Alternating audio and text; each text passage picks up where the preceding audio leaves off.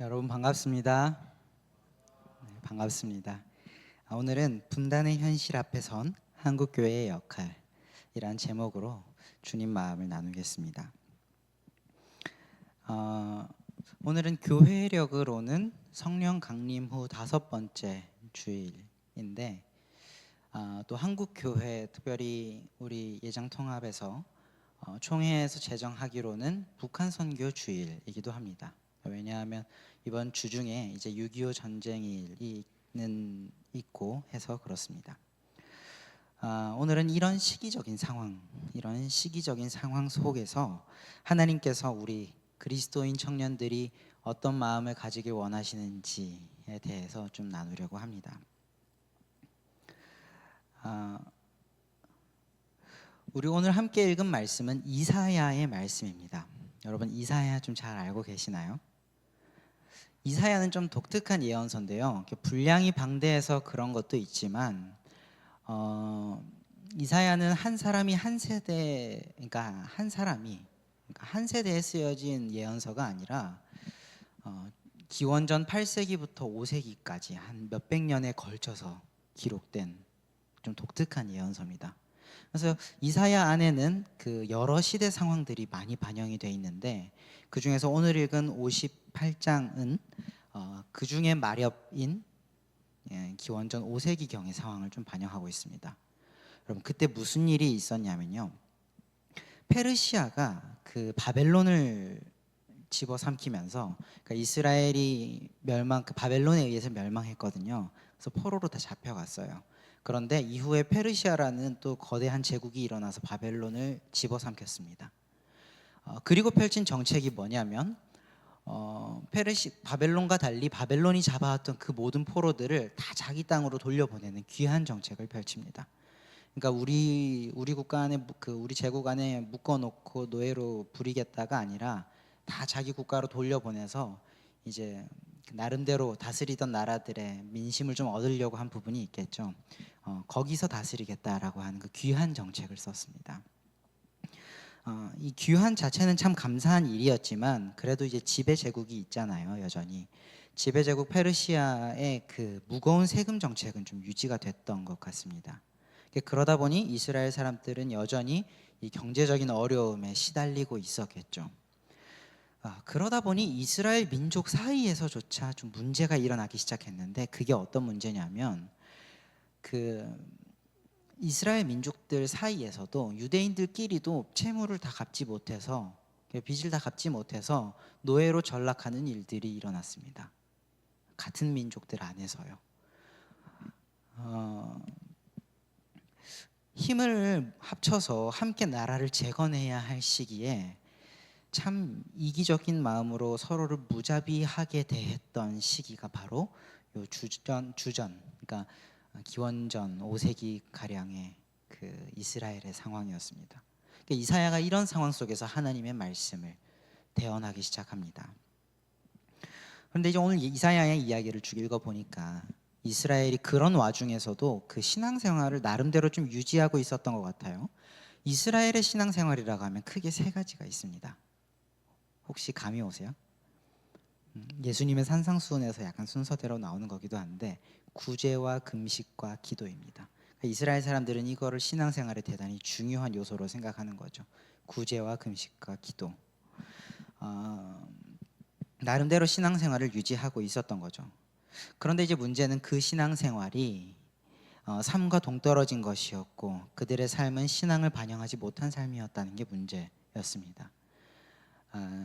하나님께서는 이스라엘의 그런 신앙생활에 대해서 책망을 하기 시작하시는데 오늘 내용을 보면 그 중에서 특별히 이스라엘이 하는 금식에 대해서 좀 책망을 하시는 겁니다. 내가 기뻐하는 금식은 너희가 하는 그런 재질의 금식과 좀 다른 거다. 이거 좀 쉽게 풀어서 이야기하면, 일반화해서 이야기하면 이런 겁니다. 너희가 신앙생활 열심히 한다고 말하는데 그건 내가 하나도 안 기뻐하는 신앙생활이다. 충격적인 이야기입니다. 하나님께서 이사야를 통해서 이런 경고를 하시는 거죠. 내가 기뻐하는 건 오히려 빚을 탕감하여 결박을 풀어주는 것이며 형제 자매를 자유롭게 하는 것이 아니겠느냐라고 책망을 하시는 겁니다. 내가 기뻐하는 신앙생활 그런 거다. 우리 그래서 이사야 58장 6절에서 7절을 우리 한번 다시 읽어봤으면 좋겠습니다. 이런 취지로 말씀하신 건데 여러분들의 목소리로 읽어보겠습니다. 시작.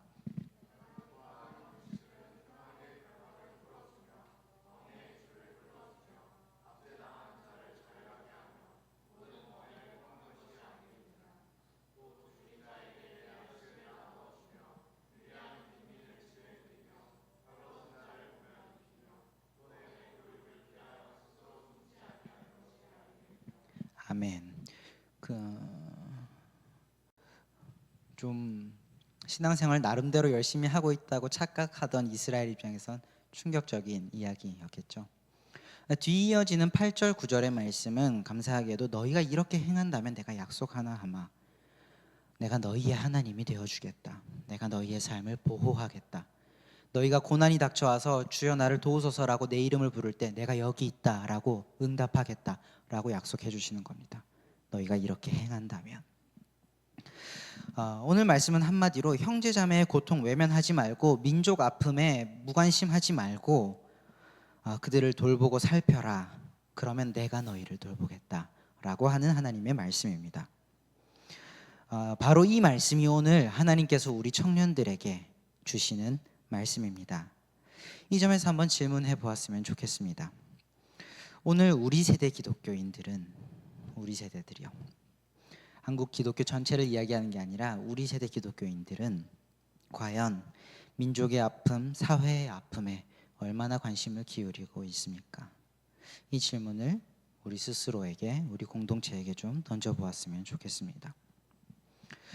여러분, 역사적으로 한국 교회는 민족의 고통을 외면하지 않았습니다. 정말 자랑스러운 역사가 있습니다. 우리 한국 근대사를 좀 떠올려 봤으면 좋겠습니다. 어떤 일들이 있었죠? 외세의 침략이 있었고 빈곤의 문제가 분명히 있었습니다. 또 의료시설의 낙후라든지 교육수단의 결여라든지 이런 문제들은 과도기를 겪던 우리나라가 가지고 있던 문제입니다. 사실이죠. 교회는 이 시기에 한국 교회는 가난한 자들을 돕고 의료 교육 기관을 세우는 일에 힘썼습니다. 나름대로 책임 있는 모습을 다했습니다. 지금 있는 세브란스 병원이라든지 연세대, 이화여대 이런 그 대학들 병원들이 다 우리 선교사님들께서 세우신 병원이고 학교들이죠. 참 많죠, 그런 것들이. 이거 여담이긴 한데 혹시 그 전한길 그 강사 아세요? 최근에 그분이 유튜브에서 채널을 하나 새로 파셨는데 이런 기독교 역사를 홍보하는 것들을 이렇게 하시더라고요. 영상들이 좀 괜찮은 것 같은데 혹시 기회 되면 한 번씩 봐보면 좋을 것 같습니다. 우리나라의 자랑스러운 한국 교회 역사들을 소개하십니다. 아무쪼록. 그리고 이뿐 아니죠. 이제 독립과 관련해서도 3.1 운동 때 기독교는 주도적인 역할을 했습니다. 우리 그 독립선언문 민족대표 33인 중에 31명이 천주교와 개신교를 합쳐서 31명 거의 대다수를 차지하고 있었던 건 우리가 너무 잘 아는 이야기죠.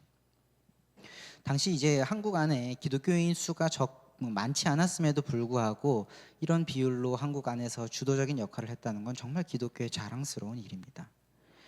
근데 그러나 문제는 이제 1960년대에 들어서면 또 좀 부끄러운 역사도 있습니다. 60년대 들어서면 그 군사 독재 시기 이후에는 기독교가 자기 역할을 좀 못했던 시기가 있었는데 당시에 이제 기독교 청년들이 아무래도 이렇게 그 독립운동으로부터 쭉 이어져 왔던 또 성경의 정신에 입각해서 고민하던 진지한 기독 청년들이 이 나라 위기 앞에서 국가의 위기 앞에서 진지하게 고민을 했었던 시기가 있습니다.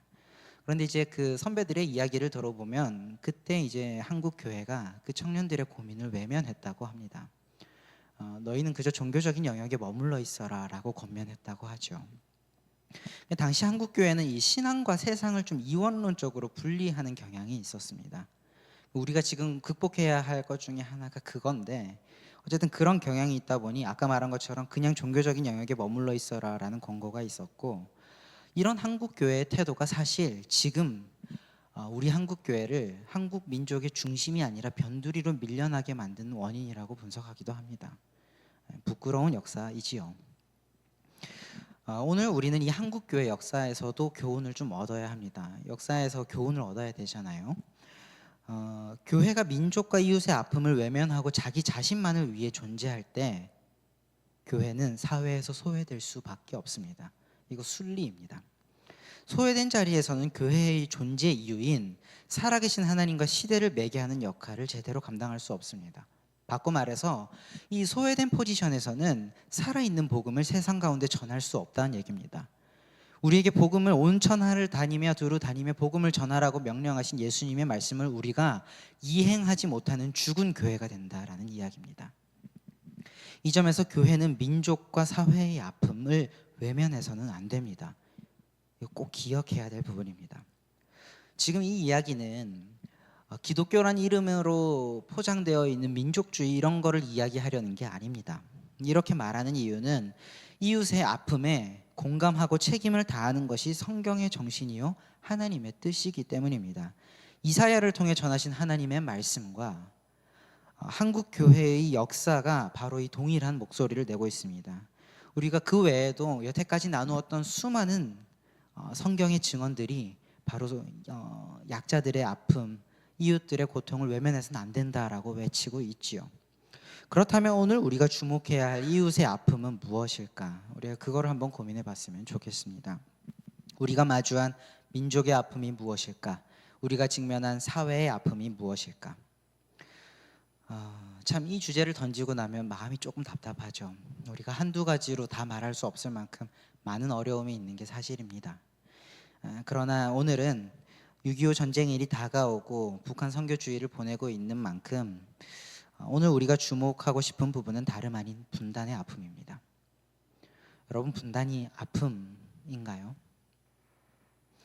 그 질문을 던지기에 앞서서 분단이라고 했을 때 이건 보통 대한민국과 북한이라고 하는 이 남북 관계에 대한 이슈이잖아요. 이 남북 관계와 관련해서 문제를 던지고 나면은 가장 먼저 떠오르는 키워드가 바로 통일입니다. 그렇죠. 그런데 여러분 어떠세요? 통일, 여러분 제가 이거 이번 주 이렇게 말씀을 준비하기 위해서 진짜 여기저기 많이 연락하고 여론을 좀 물어봤습니다. 여러분들은 통일에 대해서 좀 어떻게 생각하세요? 통일해야 된다고 생각하세요? 꼭 해야 된다고 생각하세요? 아니면 뭐 하면 그만, 아니어도 그만인가요? 여러분 좀 어떻게 생각하세요? 되게 좀 개인적으로는 좀 궁금해서 한번 물어보고 싶네요. 이렇게 손 살짝 들어볼 수 있을까요? 안 될까요? 생각보다 제가 이렇게 좀 알아보니까 이 통일이라고 하는 주제가 우리 세대에게 그리 와닿지 않는 주제인 것 같습니다. 근데 이게 우리 세대만 그런 줄 알았는데 지금 5, 60대 목회하고 계신 이제 분들께 좀 여쭈어봐도 그 세대 어른들도 다수 우리보다는 좀 덜하긴 하지만 그렇게 좀 공감하지 못하는 부분들이 생기는 것 같습니다. 통일에 대한 관심이 과거에 비해서 많이 줄어든 게 사실입니다. 그렇죠. 근데 이제 과거에는 이 통일의 당위성이 보통 원래 하나였다라고 하는 이 한민족 의식이라든지 아니면 내 피부치와 생이별을 했다라고 하는 이 이산가족 문제와 연관이 돼서 다루어졌습니다. 그러다 보니까 이런 문제들은 당시에는 대다수 국민들이 공감하던 문제였고 아파하는 아픔이었기 때문에 통일은 국가적인 차원에서도 책임 있게 다뤄야 할 과제였습니다. 근데 그러나 지금은 좀 상황이 많이 달라진 것 같습니다. 분위기가 좀 달라지는데 이게 옳다 그르다를 떠나서 다 분위기 자체를 좀 이야기하려는 건데 지금은 북한과 우리가 한민족이라는 이 의식이 우리는 교육을 받아서 희미하게 남아있지만 우리가 저 사람들이랑 추억을 공유하기 때문에 뼈저리게 다가오는 문제는 아닙니다. 또 분명 아직도 그 이북에 그 가족들을 두신 분들이 계시지만 그 수가 점점 줄어들고 있는 것도 사실이죠. 이런 이유 때문인지 몰라도 이 통일에 대한 담론 자체가 우리 한국 사회 안에서 많이 사라지고 있습니다. 심지어는 그 통일에 대해서 회의적으로 생각하는 사람들까지도 어렵지 않게 찾아볼 수 있습니다. 통일에 대한 당위가 많이 약해진 거죠. 그나마 통일에 대한 근거를 좀 이야기하는 건 어떤 부분들이냐면 경제적인 가치가 있느냐, 혹은 국제 역학적으로 가치가 있느냐, 요 정도 차원입니다. 통일하면 경제적으로 이득될 거냐 아니면 손해가 될 거냐, 국가적인 차원으로, 혹은 통일하고 나면 우리 국력이 더 강해질까 약해질까, 이런 차원에서 통일 담론들이 이루어지고 있지, 뭐 한민족 의식이라든지 그 국민들의 아픔이라든지 이런 차원에서 많이 약해진 게 사실입니다. 여러분들 어떻게 생각하세요? 한 번 더 물어보고 싶습니다. 다만 좀 우리 오늘 말씀 그 이사야 말씀에 비추어서 조금 특별하게 물어보고 싶은 건, 기독교인으로서 여러분 어떻게 생각하세요? 라는 질문에서 이 기독교인으로서를 좀 빼고 싶습니다. 왜냐하면 우리가 이렇게, 이건 좀 여담이긴 한데, 기독교인으로서는 이렇게 생각합니다. 근데 사실 그런데 개인적으로는 또 이런 입장입니다 라고 이 두 가지를 구분해서 우리가 이야기하는 경우들이 종종 있거든요. 그런데 이게 사실 오늘 이사야가 지적했던 것처럼 신앙과 삶이 동떨어진 삶의 모양입니다. 이 기독교인으로서의 정체성과 삶을 살아가는 내 정체성은 하나가 되어야 됩니다. 그 점에서 기독교인으로서라는 걸 굳이 하지 않더라도 내 개인적인 입장과 일치시켜서 나는 이 통일에 대해서, 이 통일을 특별히 경제적 가치, 국제역학적 가치 정도로 고민하는 거에 대해서 어떻게 생각하시느냐, 그 질문을 좀 던져보고 싶습니다. 비록 분단의 현실이라고 하는 같은 문제를 바라보지만 기독교인과 비기독교인은 바라보는 관점이 다르지요. 우리는 이 문제를 경제적 가치나 역학적 가치의 관점으로 봐서는 안 됩니다. 조금 다른 차원의 문제로 봐야 됩니다. 우리가 매주 이번 한 주간도 하나님의 뜻대로 생각하고 선택하는 원일 청년부 되기를 기원합니다 라고 반복하고 인사하고 이야기하는 것처럼 우리는 이 문제를 하나님의 뜻이라고 하는 관점에서 바라봐야 됩니다. 우리 세대 사람들에게 통일의 당위가 약화되었다는 건 일면 사실일지도 모릅니다. 그러니 입장에 따라서는 통일을 수용하는 사람들도 있고 반대하는 사람들도 있을 겁니다. 이걸 둘 다 인정하는 까닭은 통일 자체로서는 하나님의 뜻 여부를 판단하기 어려운 문제다라는 걸 이야기하고 싶어서입니다. 다만 우리 모두가, 하나님을 믿는 우리 모두가 받아들일 수밖에 없는 사실이 있습니다. 그건 북한 정권 아래에서 일어나고 있는 인권 유린이라든지 생명 파괴의 현상, 이것은 자명하게 하나님의 뜻에 반하는 악한 일이다라는 겁니다. 우리는 이 부분에 주목을 해야 됩니다. 하나님께 만약에 손과 발이 있다면 그 땅에 서셔서 그걸 가로막으셨을 겁니다. 하나님의 뜻에 반하는 일입니다. 그런 것들은. 이 점에서 우리는 교회의 역할을 깨닫게 됩니다. 여러분, 바울이 골로새서나 에베소서에서 뭐라고 이야기를 하냐면 교회는 주님의 몸이다라고 이야기를 하거든요. 바꿔 말하면 주님의 손과 발이다라는 겁니다. 주님께 손과 발이 있다면 그건 교회일 것이다 라는 거죠. 바꿔 말하면 하나님의 뜻을 역사 속에서 구체적으로 구현하는 존재가 바로 교회다라는 겁니다. 이 교회의 정체성입니다. 교회의 역할이고 기능입니다. 말하자면 분단의 현실 앞에서 한국 교회의 역할이 있다면 그건 북한의 정권 아래에서 일어나는 인권 유린과 생명 파괴 현상에 저항하고 그거를 거부하는 것이 한국 교회의 역할일 것이다 하는 거죠. 그럼 구체적으로 무엇을 해야 할까요? 우리 청년부에서 매주 이 구체적으로 무엇을 해야 할까를 항상 고민하지 않습니까? 구체적으로 무엇을 해야 할까요? 근데 좀 안타깝게도 오늘 이 주제에 대해서는 구체적인 제안을 하기가 어렵습니다. 왜 그러냐 하면 인권 유린에 저항해야 한다는 이 방향은 자명하게 하나님 뜻이지만 그 저항하는 방법에 있어서는 마치 진보와 보수를 가르는 것처럼 다양한 입장과 방법이 있을 수 있기 때문에 그렇습니다. 이 방향과 방법을 우리가 조금은 구분해서 생각할 필요가 있습니다. 방향은 우리가 하나님의 뜻이라고 이야기할 수 있고 반드시 따라야 할 부분이지만 방법에 있어서는 개인 성향 입장에 따라서 선택하고 실천할 문제입니다. 가령 몇 가지만 예를 들어보면 급진적인 방법을 선호하는 분들이 있을 수 있습니다. 그런 분들은 북한 정권이 직접적으로 붕괴되는 걸 동의하는 사람들이죠. 그런 사람들은 어떤 단체에 소속돼서 활동할 수도 있을 것이고 그 단체의 재정을 지원할 수도 있을 겁니다. 다만 그 행동이 너무 지나치게 과격화되어서 또 다른 희생자를 낸다거나 국민 전체를 위협에 빠뜨리는 그런 방향으로 가진 말아야겠죠.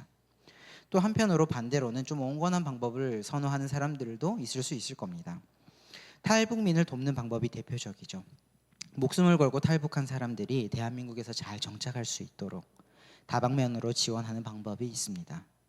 또 이런 소식을 통해서 북한 내부에서 대한민국으로 넘어가면 자유로운 삶을 얻을 수 있다, 내지는 이 북한 정권이 북한의 사상이 좋지 않다라고 하는 이런 희망과 목적 방향성이 무너지지 않게끔 지원하는 간접적인 방법이 될 수 있습니다. 혹은 이 북한의 인권 유린 실태를 세계에 널리 홍보하는 이런 간접적인 방법들도 있을 수 있겠죠. 다만 마음 없는 형식적인 지원이 되지 않도록 주의를 기울이는 필요는 있을 겁니다. 특정 방법만 옳다고 이야기할 수는 없습니다. 섣불리 말할 수 있는 문제는 아니지요. 각각의 소신과 입장에 맞춰서 선택하고 실천해야 될 문제이지만, 다만 우리가 분명히 해야 할 것은, 오늘 우리가 분명히 새겨야 할 것은 북한의 인권 유린 현장에서 어떤 형태로든, 그 앞에서 어떤 형태로든 저항하는 방향을 우리는 가져야 된다라는 겁니다. 작든 크든 직접적이든 간접적이든 그거를 등한히 여겨서는 안 된다는 겁니다. 말씀을 맺겠습니다. 한국 사회가 처한 분단의 현실 앞에서 한국 교회의 역할은 북한 정권 아래에 일어나는 이 비극적인 상황들을 등한히 여기지 않는 것입니다. 이 점에서 우리 원일교회가 대단히 잘하고 있는 일이 하나 있습니다. 여러분, 뭘까요? 아마 우리 교회의 역사적 배경 때문에 그럴 수도 있겠지만, 아무쪼록 우리는 매주 금요 기도회마다 북한을 위해서 기도합니다. 그 기도 제목이 계속 올라오고 함께 기도합니다. 성도님들이 마음을 모아서 북한의 현장에 대해서 관심을 유지하고 있다는 이야기입니다. 요즘 우리 세대에서 한국 사회 안에서 통일에 대한 의견이 갈라지는 건 사실입니다. 그러나 여러분들, 우리 안에서도 좀 의견이 갈라질 수 있다고 생각합니다. 그러나 어느 입장이 되었든지 간에 최소한 북한 주민들에게 일어나는 이 비극적인 일들에 대해서 지속적인 관심을 유지하고 지켰으면 좋겠습니다. 그리고 도와야 할 때가 온다면 망설이지 않는 것이 우리가 해야 할 일이라 믿습니다. 기도를 통해 관심을 지속하고 유지하고 지키고, 또 기도를 통해 도울 마음을 준비하는 것이 당장 우리가 해야 할 일이라고 믿습니다. 그러니 이번 한 주간 잠시 유튜브 하실 시간이 나거든 북한에 관련된 검색들을 좀 해보셨으면 좋겠습니다.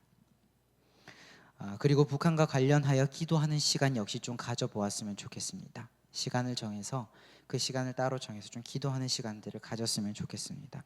바라기는 이게 지속됐으면 좋겠습니다. 우리나라 안에 여전히 이산가족의 아픔을 안고 살아가는 어른들의 마음을 위로해달라고, 그리고 지금도 북한 정권 아래에서 고통당하는 사람들의 삶을 지켜달라고, 그리고 우리에게 도울 기회가 온다면 우리가 망설이지 않는 마음을 달라고, 우리 그렇게 기도하는 시간을 가졌으면 좋겠습니다. 오늘 본문에 기록된 하나님의 말씀을 제가 다시 한번 읽어드리려 합니다. 눈을 감고 이 말씀을 좀 들어보셨으면 좋겠는데, 이 말씀을 들을 때 하나님의 음성과 약속으로 들려졌으면 좋겠습니다. 눈을 감겠습니다. 내가 기뻐하는 금식은, 내가 기뻐하는 신앙생활은 압박의 사슬을 풀어주고 모든 멍에를 꺾어버리며 억압당하는 자를 자유롭게 하는 것이다. 너희는 굶주린 자에게 너희의 음식을 나눠주고 집이 없어 떠돌아다니는 가난한 사람을 너희 집으로 맞아들이며 헐벗은 자를 보면 입히고 도움이 필요한 너희의 친척이 있다면 외면하지 말고 도와주어라. 그러면 내 은혜의 빛이 아침 햇살처럼 너희에게 비칠 것이니 너희의 상처가 속히 치료되고 내가 항상 너희와 함께하여 사방으로 너희를 보호하겠다. 그리고 너희가 기도할 때에 내가 응답할 것이며 너희가 도와달라고 부르짖을 때에 내가 여기 있다고 대답할 것이다. 기도하겠습니다. 하나님 아버지, 이사야를 통해 전하신 말씀과 한국교회의 역사 속에서 교훈을 얻습니다. 우리가 도움이 필요한 이들의 부르짖음을 외면하지 않겠습니다. 우리가 우리의 삶만 돌보고 교회가 교회만을 위해 존재할 때 우리는 온 천하를 다니며 복음을 전하라고 명령하신 주님의 말씀을 이룰 수 없을 것입니다. 우리의 마음과 관심이 자기 자신을 넘어 하나님께서 바라보시는 곳을 향하게 하여 주시옵소서. 우리의 마음이 주님의 마음이 있는 곳으로 향하게 하여 주옵소서. 이를 위해 기도하게 하시고 하나님께서 주시는 실천의 기회가 왔을 때 망설이지 않는 용기를 더하여 주시옵소서. 감사합니다. 예수님의 이름으로 간절히 기도합니다.